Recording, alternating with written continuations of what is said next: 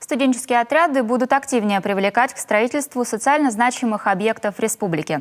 Такое поручение правительству дал Владимир Уйба на первом заседании Координационного совета при главе Коми по работе студотрядов.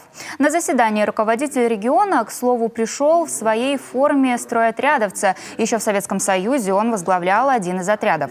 Сегодня в республике более 800 человек входят в студенческие отряды, а существует движение в Коми с 60-х годов прошлого века. Кстати, в Сыктывкаре может появиться памятник, посвященный студотрядам. Его уже хотели возвести в конце 80-х, но из-за перестройки это не удалось. Теперь, когда движение студотрядов возрождается, идею о памятнике снова озвучил председатель правления Коми регионального отделения РСО Михаил Дронов.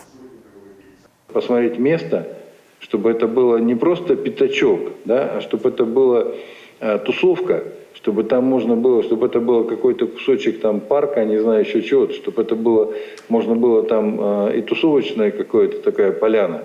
Можно прийти, отряд приехал там после работы, собрались, там песни попели, да, там повспоминали, чтобы это не просто вот зажато где-то между домов. В ближайшее время на макет памятника объявят конкурс. Также руководители движения в республике отчитались о проведенной за годы работе и планах на будущее. В Коми, напомним, существует два штаба студотрядов. Это Северянин в Ухте и Сысола в Сыктывкаре. В них готовят ребят сразу по нескольким компетенциям, от вожатых до строителей. Это позволяет еще в студенческие годы опробовать разные профессии. Также Владимир Уйба объявил, что ребята в этом году смогут провести республиканский слет студенческих отрядов, но с соблюдением всех антиковидных мер.